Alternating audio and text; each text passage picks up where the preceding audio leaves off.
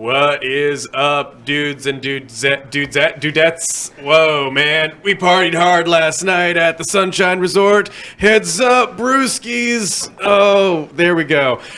Whoa, man, it is day 3 here at the Sunshine Resort, and we are living life to the fullest. We are relaxed, we are spent, and we are all set to enjoy this lovely Sunday, day 3. Well, let me look at the name of the Twitch stream. Yeah, it says day 3. Yeah, this must be day 3. It's got to be. It's got to be day 3. So that's the only way I know which day it is. So thank you so much for popping on back, folks. We are still collecting money for our charity of choice, the P Fund Foundation, supporting trans folks all across the upper Midwest, 5-state area. And we are still doing our sinking ships minigame, legally distinct from battleships, sinking ships. If you donate at least $5, you can choose a coordinate on the ship's map, A through H, 1 through 8. If you look closely, you'll see we're almost done. We have one ship left. Can we do it by the end of the stream today? If we do, like I promised, it'll wake me up. A handful of spicy beans will go in my face, and I will chew, and I'll live with the consequences that you bring to me.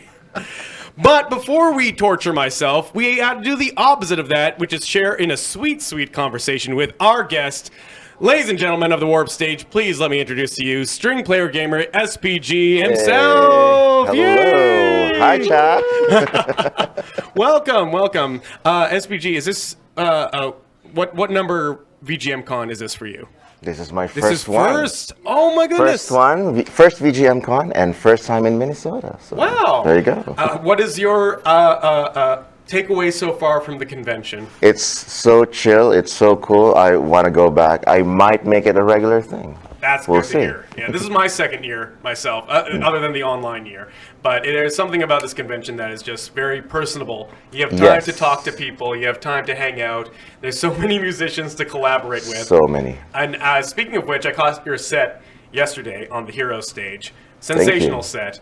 And you did some collaborations as well. Yes. Oh, yeah. It's such a fun set, and my guests, Orchestra and Wendy Harper, were like phenomenal. I've been following them. We've been working together online on Twitch, but working with them together in real life and on stage in the moment, unparalleled. So this was also your first time meeting them face to face. I've met Manny several times in other conventions, but we've only had like loose collaborations, like hallway jams, but nothing formal until last night. I love that. But Wendy Harper, we've been following each other online for like the past 2 years, since 2020, something like that. But this is our first time also meeting and immediately making music together. I would never have guessed, because you guys played so beautifully together. It clicked so easily. I think it just attests to online friendships that form online just really are real They're friendships. just real friendships. Yeah, that's it. For sure. On that note, I've definitely met a lot of people I've only seen online. Some people I've only seen their screen name, don't have no idea what they look like. Do you have a way of breaking the ice, of the way of meeting somebody you've only seen online without making it awkward? This is asking for myself. I like for you, I've seen you online. I didn't know how to approach you. I didn't know how to say hello. Do you have a way of greeting people to that you are familiar with, but have yet to actually see face to face before? Yeah, sometimes I just, when I know or somebody tells me, oh, that's this person. Hey, it's me, it's you. That's true. Just putting it on the table, being like, "It's me, it's you. We're here." Make it loud and fun. Make it loud and fun. Oh my goodness. Speaking of loud and fun, because I've seen a lot of your videos on YouTube, I've seen a lot of your Twitch streams, but one thing that I didn't know was how great your stage presence is for a live show. In particular, something that even great performers struggle with, which is banter in between songs. Yes. How did you get so good at that? And do you have advice for musicians who maybe struggle with just keeping the crowd engaged? My biggest advice, stream on a chosen platform. It doesn't matter if it's Twitch or YouTube. Stream and practice, because I've always dealt with stage fright. I've performed. I've performed it since forever, since I was like 19, 17. I've always performed on stages. But one thing that always kept happening is I always had stage fright because and the thing is, because if you're not streaming and you're only performing in always live stages, there's always this lull moments. There's always this tension between not on stage and then on stage. But on Twitch, you can actually manage that because you're still have this same feeling of performing for a live audience, which is your chat, your wonderful chat. You know they're there. You know they're watching. You know they can criticize you. So there's still that that feeling, but it's in a managed situation. You're in the comfort of your room, and if you keep doing that, that feeling of the stage fright is there.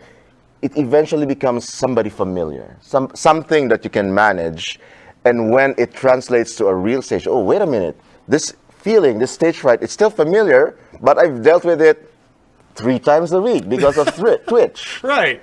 So it really controlled me. That's a great way of putting it. It's a controlled environment. And I'm naturally kind of an introverted guy. I can be like an extrovert for like 3 days. Exactly. These 3 days. Exactly as long as a convention. And then I have to be a hermit for 2 months or something. I can identify. I'm an introverted extrovert where I can turn it on if I need to, but I most of the time just keep to myself. So my advice is try to stream. Yeah. Try to do it regularly, even if it's just for practice. And who knows?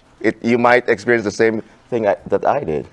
On that note, we've asked a couple of Twitch streamers here this advice. As somebody who has a stream themselves, what are some good advices of making an engaging Twitch stream from that platform specifically? Yes, I think it's always like design the stream around your strengths. If you know you're funny, then make some commands that you think are funny that will cater to your sense of humor.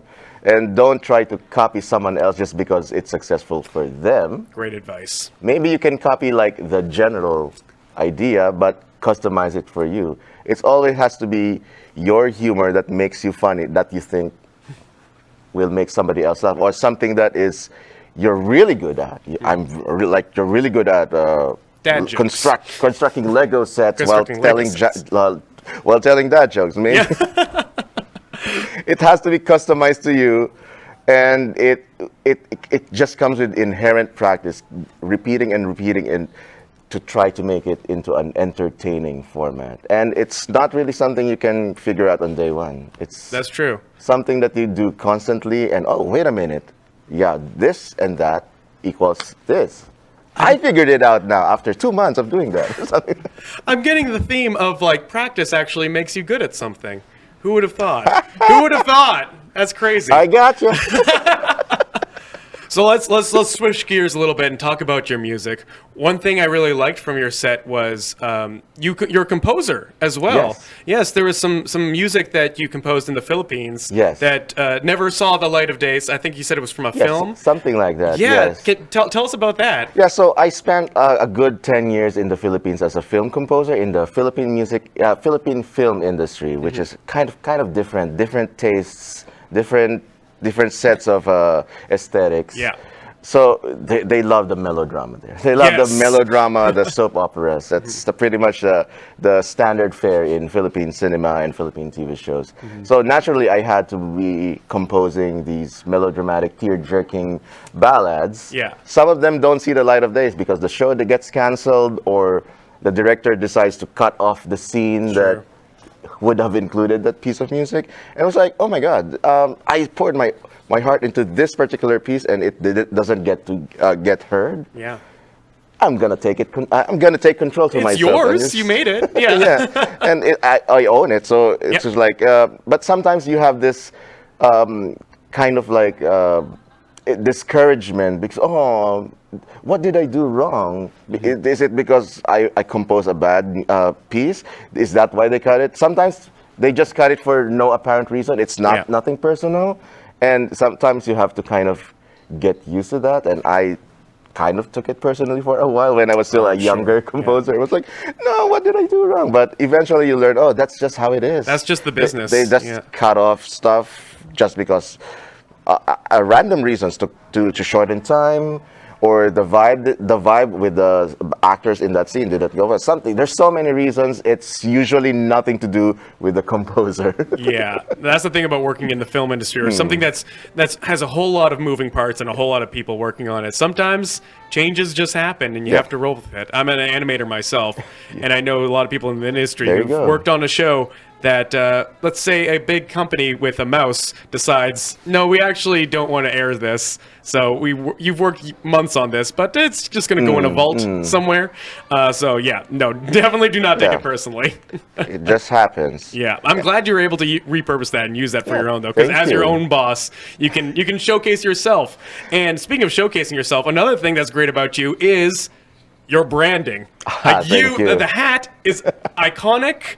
I noticed you took a selfie with Josh, and you even were like, "I'm the selfie king. I'm great at selfies." What is the secret to some good branding? I mean, it's just personal for me. I Yeah. love wearing hats Yeah. because it started with I'm just lazy to comb my hair. And then I That's was it? like, I just want to wear the hats, fancy jackets. That's it. But speaking of branding, there's also a huge name change happening. Still the same imagery, but a huge name change in the very near future. Wow. That's all I can say. That is exclusive. But right? it's going to be expansive. That That's is exciting. term I would We'll keep our describe it. eyes peeled on that. We got to wrap things up, sadly. I know we're just kind of scratching the surface on SPG. Maybe the artist formerly known as SPG. I don't know. Yeah, we'll see. Who knows? But since it is the Sunshine Resort, we are asking a lot of our guests this. What is your feel-good summertime jam for VGM? Oh, a course. track that particularly screams fun in the sun. Costa del Sol from Final Fantasy VII. Nobody has said that so far, surprisingly.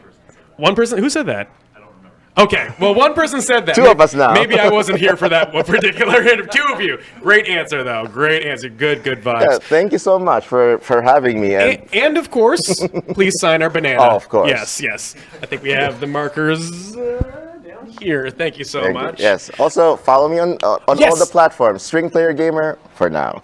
For now, yes, YouTube has so many videos you can check out there.